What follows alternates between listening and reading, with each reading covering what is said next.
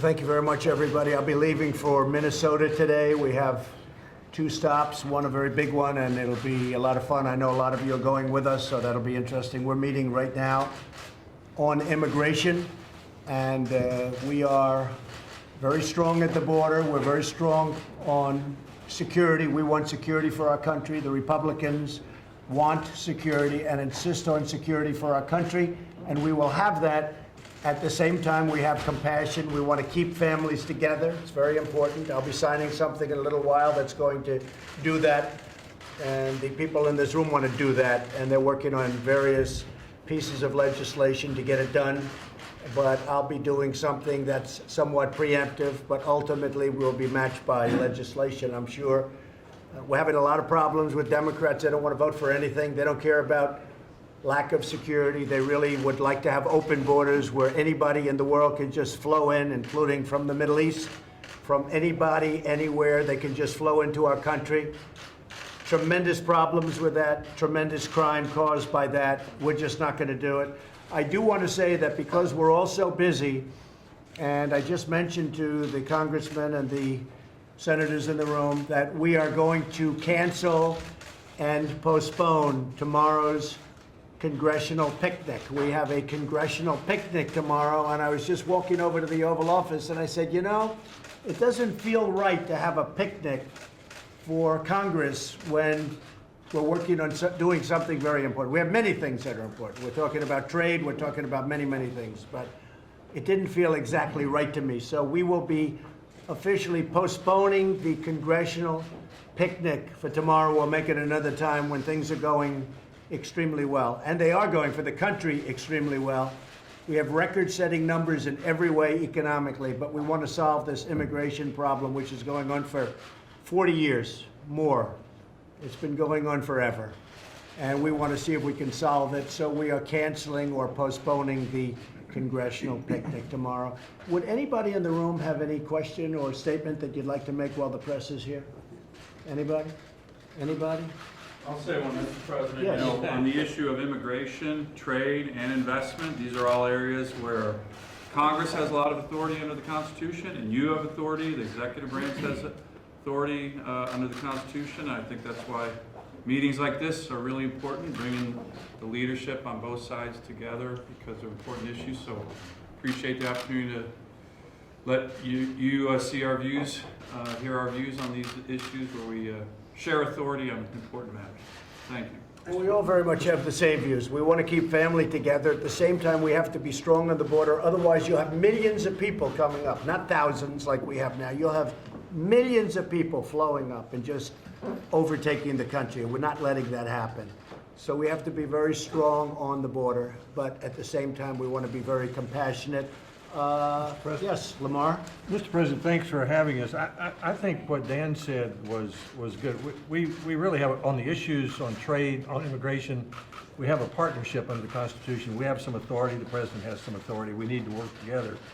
I was thinking this morning when we look at President Nixon's portrait in the White House, we think that he did the unexpected and he went to China because he could do that. He was in a position to do it. And President Reagan did the unexpected. He went to the Berlin Wall in Moscow. And when we were here a year ago, I think I suggested to you that immigration, which has bedeviled us for 40 years, as you've said, I believe you're the president who can help us solve the immigration problem with your leadership. You may be able to do for immigration what Nixon did for China and Reagan did for the Soviet Union. And a lot of us would like to work with you on that. Yeah, thank you, Lamar, very much. We need the Democrats' support because we need their votes. It's very simple. You know, people say we have a majority. Well, we have a 1 majority in the Senate.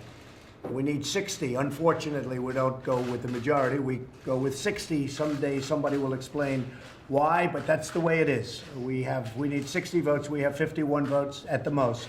So we need Democrat votes in order to do it. Otherwise, you can't do it. Tom, you were going to say something? Tom, well, I think it's very important that we protect our border. We cannot allow a child to be a get out of jail free card and a get into the U.S. free ticket. But at the same time, as you said, as we've all said, we'd like to keep families together, keep them together at the border for the orderly and timely processing of the adult's immigration claim. If it's a lawful, legitimate claim, we can admit the family into the country. If not, they'll have to go back to their home country. I'm glad you're looking for a solution for that. I know that we in Congress are working on legislation that will allow our hardworking Border Patrol agents to keep families together at the border while we process their claims in a timely fashion. You're right, and you bring up something that I have to say, our Border Patrol agents and our ICE agents have done one great job. ICE is we're throwing by the thousands, MS-13, they come into the country. We're liberating towns on Long Island and other places. We're throwing them out by the thousands, but we need laws that don't allow them to come back in. Mac, you've been very involved in this issue. Do you have anything to say? Well, Mr. President, there are a number of issues that we're going to be able to discuss today that touch on our country's national security. And certainly controlling who and what comes across our border is an element of national security, as we do the compassionate thing with families. And I look forward to working with you to further strengthen our military. Together, we have turned around a declining situation, but that's also part of what we need to do together. Back to Lamar's point about we both have responsibilities, we can do more together. I will say, with all of the numbers that you see, if we weren't strong on the border, you'd have hundreds of thousands of people pouring through the border. They'd just be pouring through, and the country would not be the country anymore. Lindsay? We've got a big, massive mess that's been going on for decades, and we're all going to fix it one day, I hope. But we've got a specific problem that puts the country in a dilemma. Here's your dilemma, it's President Obama's dilemma, our dilemma. If a family shows up at the border and we let the family go into the country and say, please come back for your hearing, about 80% of the time, the adults never show up for the hearing. I think most Americans feel like that is bad. It will create a third wave of illegal immigration. I want to be fair to the people who came here under the old system, but I don't want to create incentives to create a third wave. The other choice is if you detain the parents who broke the law under the Flores decision, you have to break the family up. So there's a 1997 Supreme Court case that we've got to deal with. So I would urge my Democratic friends to see if we can find a way to keep families together, have a legislative fix to the Flores decision, and argue about the other things later. Because right now, Mr. President, you're in a real bind. If you detain the adults, the law requires the children to be separated. If you let the adults into the country, they never show up. Seems to me that we want to keep the family together and have the parents show up for their day in court. To Senator Schumer, I know there's a lot we don't agree on, but surely to goodness we can fix this court decision because the country's in a bad spot, not just you. Well, Lindsay, the dilemma is that if you're weak, which some people would like you to be, if you're really, really pathetically weak, the country's going to be overrun with millions of people. And if you're strong, then you don't have any heart. That's a tough dilemma. Perhaps I'd rather be strong, but that's a tough dilemma. Yes, go ahead, Ron. In our committee, Homeland Security, we've held 30 hearings on border security. And you know how much I like data. And Senator Graham mentioned the fact that we have these incentives. There's nothing compassionate, by the way, of enticing people to take a very dangerous journey on a train they call the Beast, or through the desert. We've seen the pictures of dead, desiccated bodies in the desert. There's nothing compassionate about that. But here's what's happened since 2012, since DACA. Just talk about unaccompanied children. Prior to that, somewhere between 3,000 or 4,000 unaccompanied children from Central America came into this country. Then DACA was instituted in 2012, and that problem skyrocketed. The numbers on it, about 225,000 unaccompanied children just from Central America, about almost 500,000 family members. So we've got another 750,000 individuals, very sympathetic, that we're just incentivizing for coming, and we have to stop those incentives. Our goal of our policy should be to reduce the flow of people incentivized to come in this country, and that's what strong enforcement actually does. So just so everybody knows, this deal was just about done. We had a deal signed. President Obama signed DACA. When he signed it, he said, I'm really not allowed to sign this, and I'm going to sign it anyway. But he actually said, I'm not allowed to sign this, it's never going to hold up.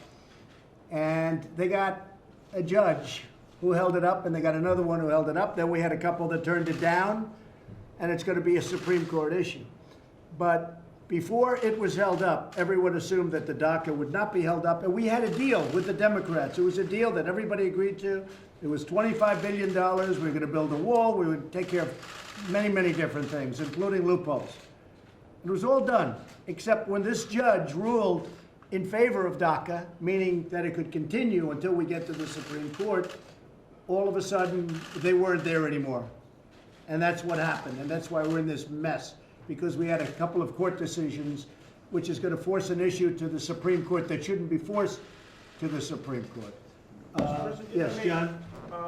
Thanks for inviting us up on these important issues and for having this important discussion, certainly on immigration, but also on trade.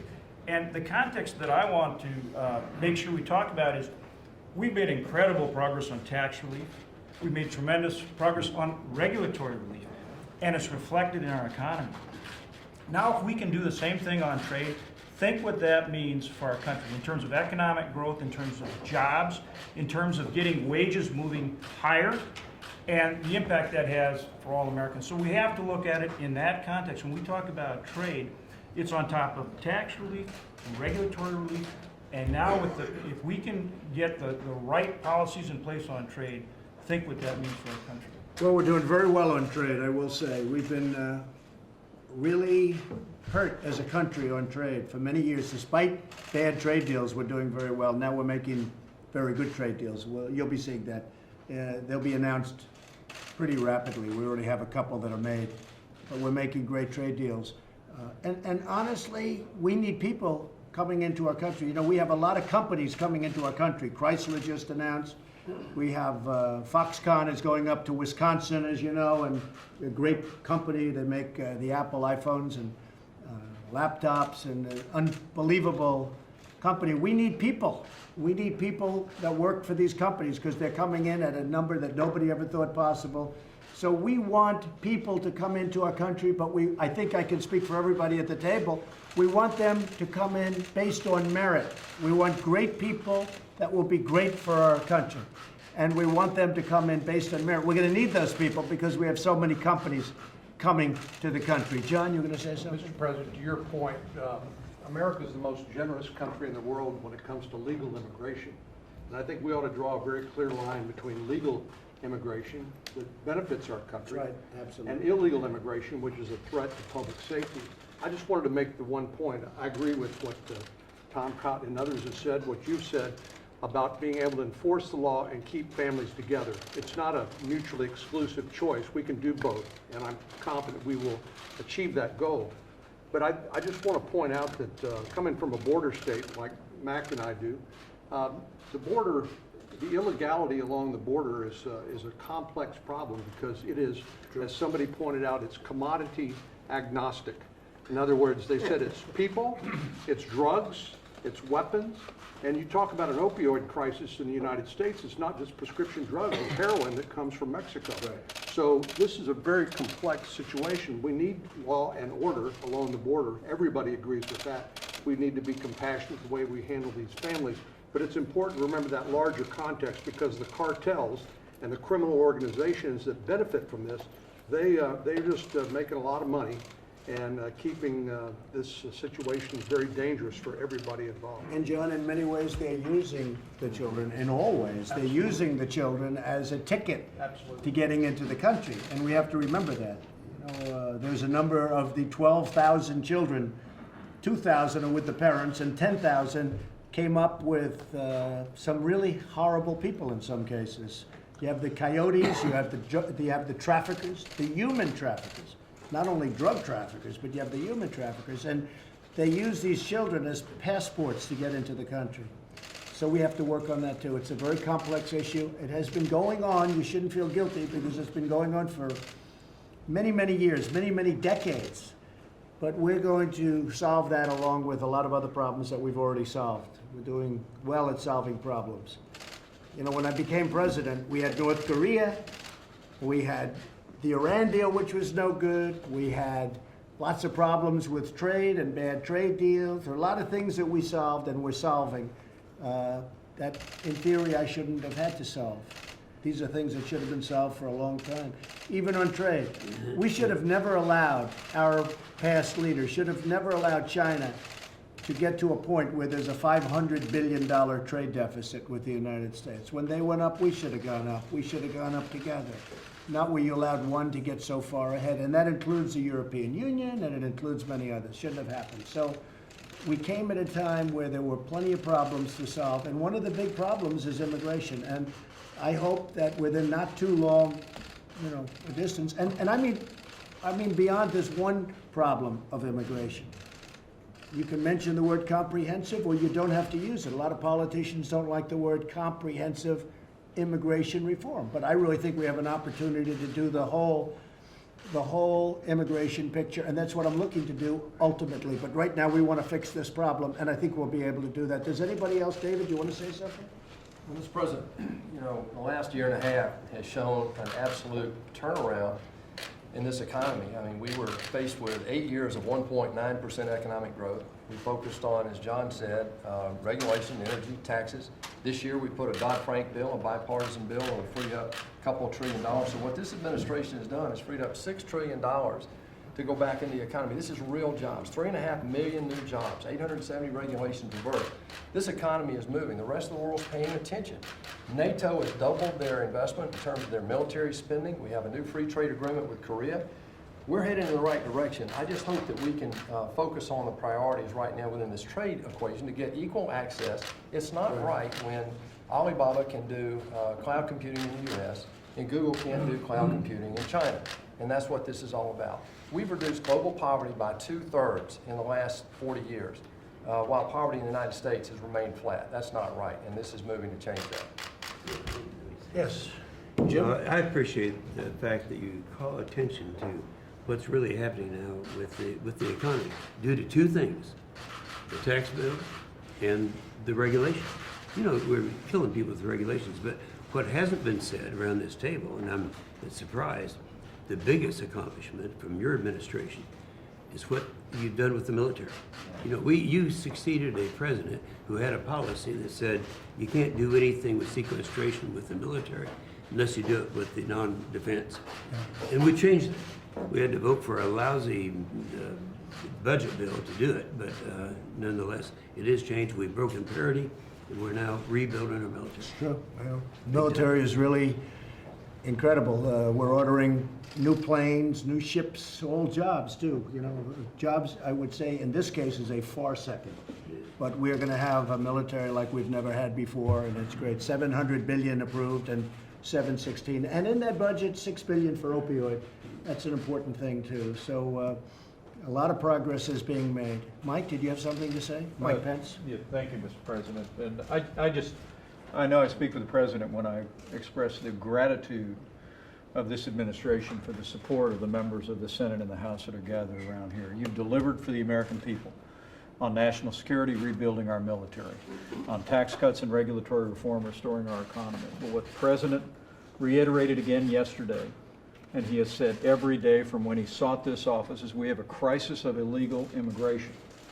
And as the President made clear, we don't want families to be separated.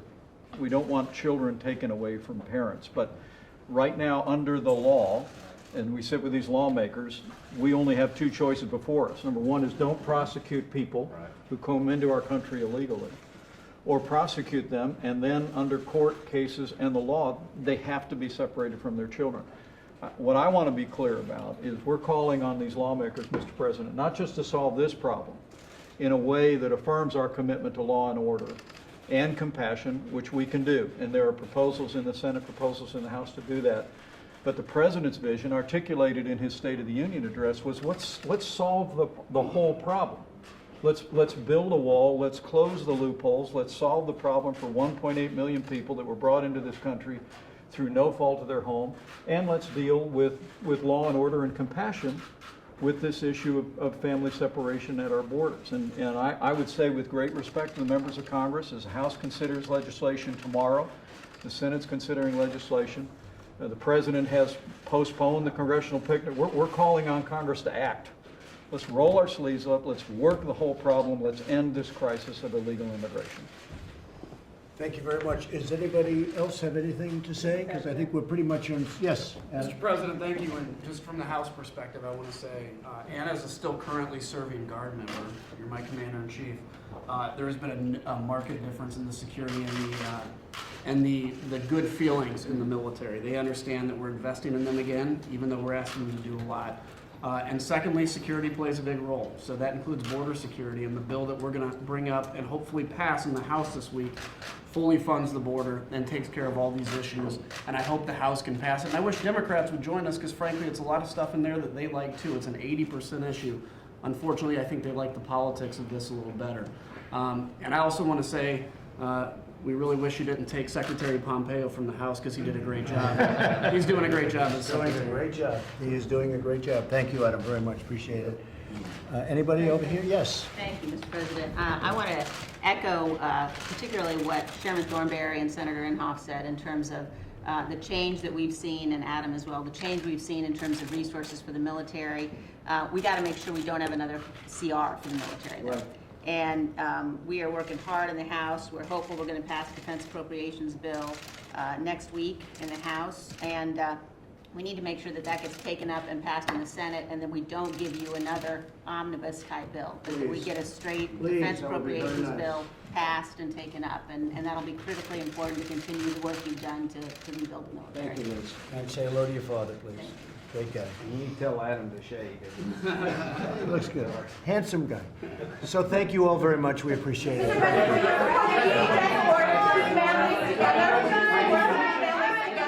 We are. We're looking to keep families together. It's very important. We're going to be signing an executive order. We're going to also count on Congress, obviously, but we are signing an executive order in a little while. We're going to keep families together, but we still have to maintain toughness, or our country will be overrun by people, by crime, by all of the things that we don't stand for, that we don't want. So I'm going to be signing an executive order in a little while before I go to Minnesota. But at the same time, I think you have to understand, we're keeping families together, but we have to keep our borders strong. We will be overrun with crime and with people that should not be in our country. Will you accept a standalone bill addressing the family separation issue? We're going to see what happens. Mr. We're gonna see President, what happens. did the images of those young children at the border? Yes, they affect everybody. Those images affect everybody. But I have to say that you have double standards. You have people that want absolute security and safety, and you have people that do look at the children, and then you have people like me, and I think most of the people in this room, that want both. We want the heart, but we also want strong borders, and we want no crime. We don't want crime in this country. We don't want people coming in. We don't want people coming in from the Middle East through our border, using children to get through the lines. We don't want that. We're doing too good a job to allow that to happen. So we're not going to allow that to happen. Thank you very much. Nothing. This has been going on for, when you say what took long, this has been going on for 50 years, longer. This has been going on under President Obama, under President Bush. This has been going on for many, many years. We're going to see if we can solve it. This is not something that happened just now. You look at the images from 2014. I was watching this morning, and they were showing images from 2014. They blow away what we're looking at today. And that was not during this, that was during the Obama administration. I saw images that were horrible. And you know the ones I'm talking about, because I'm sure you all saw them too. We're going to see if we can solve the immigration problem like we've solved so many other problems. And I think we'll get it done. Thank you very much. Thank you. Thank you. Thank you all very much.